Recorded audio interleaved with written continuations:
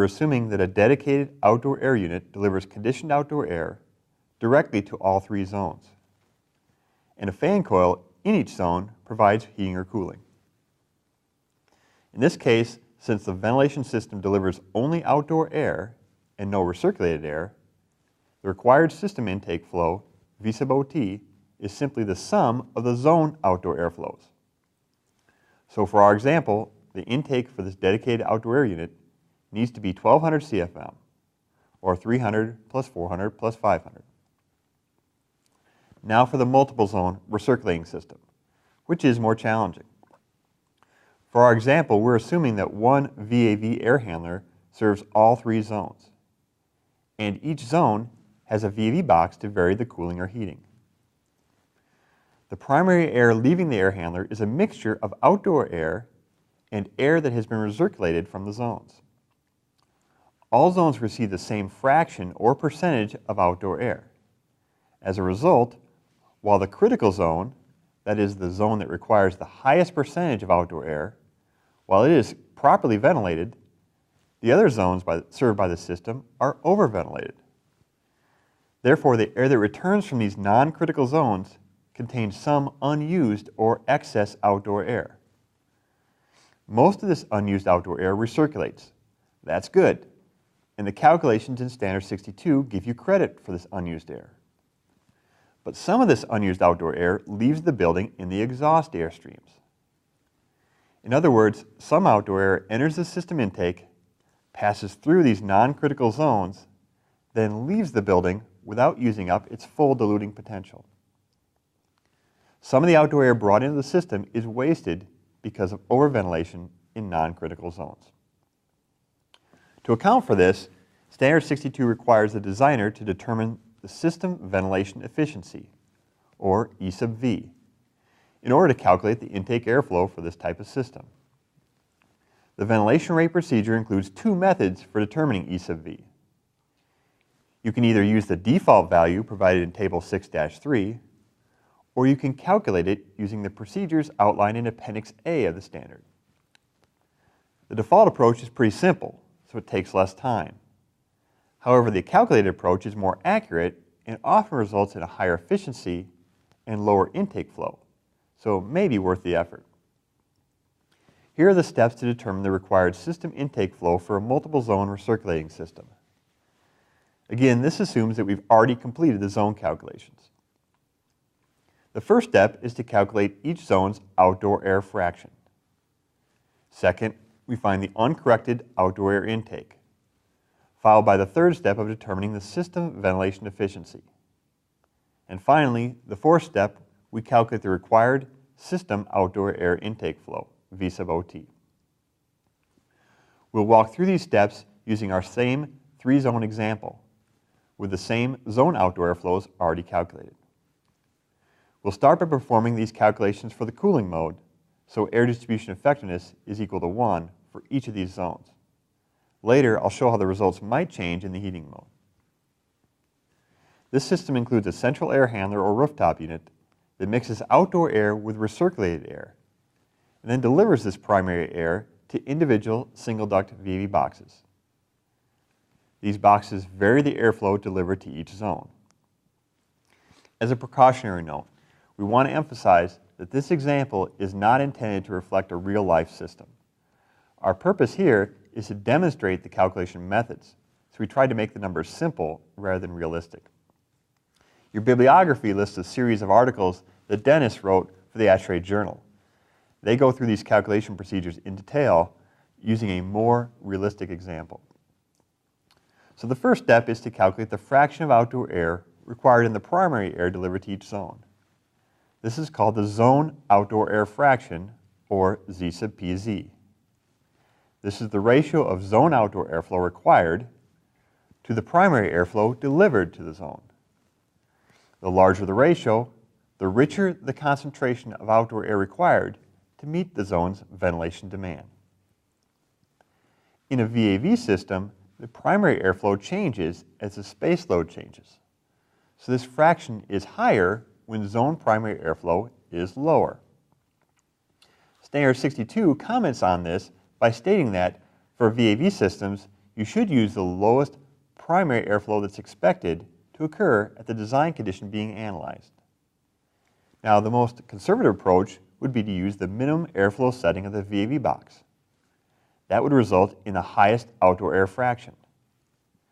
But the standard allows you to use a higher airflow than this minimum setting, if that's what you expect in the zone at the design condition being analyzed. And that would benefit by resulting in a lower fraction. Now, back in 2008, Dennis, Mick Schwedler, and Steve Taylor of Taylor Engineering presented an E&L broadcast that discussed how standards 62 and 90.1 impact the design and control of VAV systems. On that broadcast, Steve shared his process for determining the minimum expected primary airflow when calculating a zone outdoor air fraction. Now, we're not going to repeat that discussion today, but that E&L is listed in your bibliography and can be viewed online if you want to revisit that subject. But for the purpose of today's simple example, we'll just take the most conservative approach and use the minimum airflow setting of the VAV box. For Zone 1, the design primary airflow is 2,600 CFM, and the minimum primary airflow setting is 650 CFM. So the worst case outdoor air fraction from Zone 1 is 0.46, 300 CFM of outdoor air divided by 650 CFM of primary air. Solving for the other zones, we find that the outdoor air fractions vary from 0.46 to 0.5 for this example system. With the zone outdoor air fractions calculated, the second step is to determine the uncorrected outdoor air intake. This is the system intake airflow that would be required if ventilation efficiency was 100%. And it's the amount of outdoor air that actually gets used in the breathing zones. Notice that this equation is basically the sum of the breathing zone rates that Paul described, with the exception of this factor D. The D stands for occupant diversity. For any system that serves multiple zones, we know that all zones won't usually be simultaneously occupied at their design populations. For example, if all the workspaces in an office building are fully occupied, the conference rooms will be empty. This diversity can be accounted for when designing the ventilation system. Now, mathematically, occupant diversity is the ratio of the expected peak system population divided by the sum of the peak populations in all the zones served by this system. Note that this diversity value is multiplied by only the CFM per person component of the ventilation rate, R sub P, not the CFM per square foot component.